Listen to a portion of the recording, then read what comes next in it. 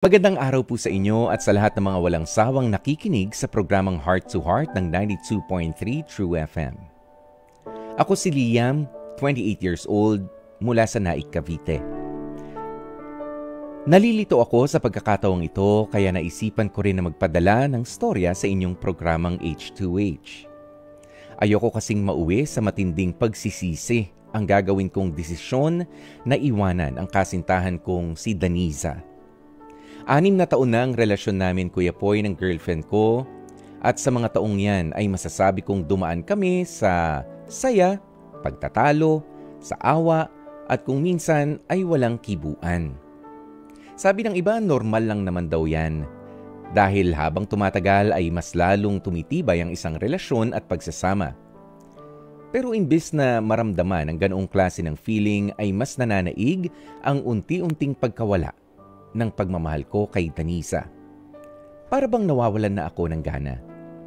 Kumbaga nasa rurok na ang pagtabang ko sa relasyon namin ng higit kalahati ko ng dekadang karelasyon.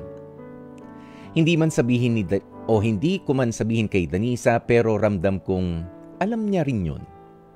Hindi ko alam pero palagay ko tuluyan na akong nawalan ng pagmamahal sa kanya at hindi ko alam kung mali ba ang nararamdaman kong ito o kung valid ba ang ganitong klase ng emosyon.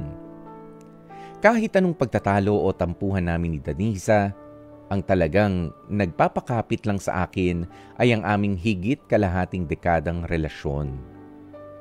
Sinubukan kong mag-explore ng mga ibang bagay kasama si Daniza pero talagang hindi na bumalik ang dating nararamdaman ko sa kanya.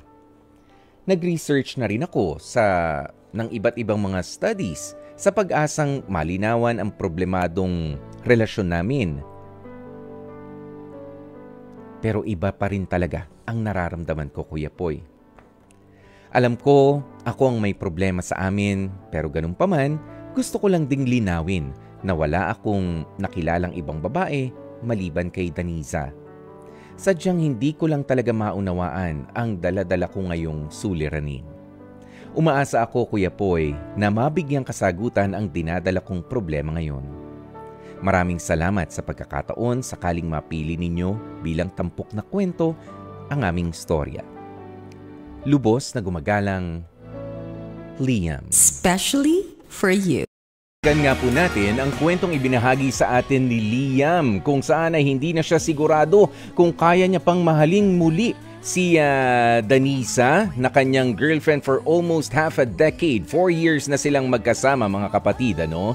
Ayan, pero ito naman ang sasabihin ko para sa iyo, Liam, at para sa mga katulad ni Liam na nagdaraan sa ganitong klase ng problema. Hindi pagiging makasarili ang piliing umalis na, bumitaw na, at magpaalam sa isang relasyon na hindi na nakakatulong sa pag-unlad mo as a partner and as an individual. Kung hindi mo na nakikita ang sarili mo, nakasama ang partner mo ngayon, para sa kinabukasan, kailangan mo na nga talagang umalis na. Hindi mo na pinaghahandaan yung mga importanteng mga araw ninyo, mga birthday niya, ang birthday niya, ang monthsary ninyo o anniversary ninyo, parang wala na, hindi ka na excited, valid yan. You don't look forward na makasama siya sa araw-araw o sa linggo-linggo ninyong pagkikita, wala na yan. Hindi na siya kasama sa mga desisyon mo sa buhay. Hindi na siya kasama sa mga considerations. Wala na, kapatid. Alam nyo, hindi naman po kailangan na meron pa talagang pag-awayan para bumitaw na. Hindi kailangan ng third party. Hindi kailangan ng kung ano-ano pa mga issues dyan. Mahirap mang ipaliwanag. Pero kapag ka sinubukan mo naman na ang lahat to save the relationship, just make sure na sinubukan mo na talaga ang lahat. But then again, you also need to take good care of yourself.